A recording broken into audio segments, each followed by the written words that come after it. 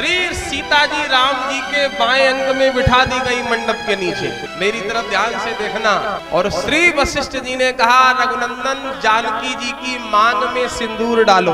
तो बाएं हाथ से राम जी ने सीता जी के कंधे को पकड़ा और दाहिने हाथ के अंगुष्ठ और अनामिका के बीच में सिंदूर लिया और ये हाथ सिंदूर डालने के लिए आगे बढ़ा।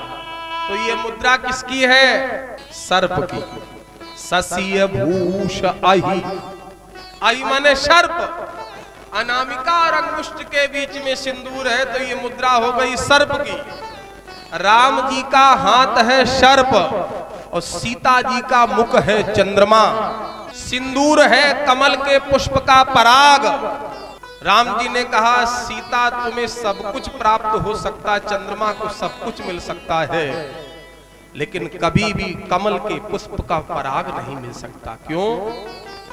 बोले आकाश में जब चंद्रमा का उदय होगा तो सूर्य अस्त हो जाएगा, सूर्य अस्त होने के कारण कमल का पुष्प बंद हो जाएगा। तो किसी ने कहा, अगर सूर्य अस्त हो गया तो कमल का पुष्प बंद हो गया, लेकिन राम जी तो सूर्यों के सूर्य है, राम रूपी सूर्य जब आया तो कमल का पुष्प खिल गया।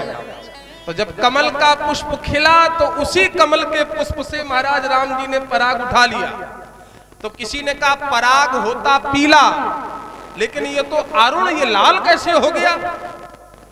पीले पीले कमल के पुष्प के पराग को राम जी ने अंगुष्ठ और अनामिका के मध्य में जब लिया तो राम जी की लाल लाल गादी की लालिमा का प्रतिबिंब जब पीले पीले पराग पर पड़ा तो पीला पराग भी लाल हो गया।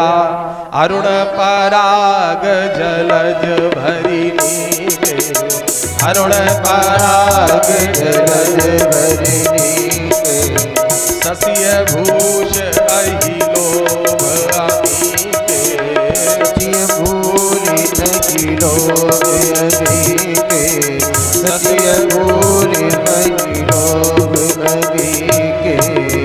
राम जी ने कहा, चंद्रमा को सब कुछ मिल सकता है लेकिन कमल के पुष्प का पराग कभी नहीं। आज मैं तुम्हारे मुख रूपी चंद्र को कमल के पुष्प का पराग प्रदान कर रहा हूं।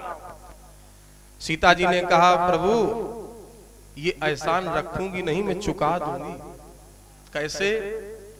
सीता जी ने कहा, अगर आपका हस्त रूपी सर्प सिंदूर रूपी कमल के पुष्प के पराग को मुख रूपी चंद्र को अर्पित कर रहा है तो चंद्रमा में अमृत होता है। प्रभु मैं चंद्रमा से अमृत का निकाल करके सर्प को प्रदान कर दूंगी। सर्प को कभी भी अमृत नहीं मिलता, सदैव जहर मिलता, इसलिए सर्प को अमृत मिल जाए।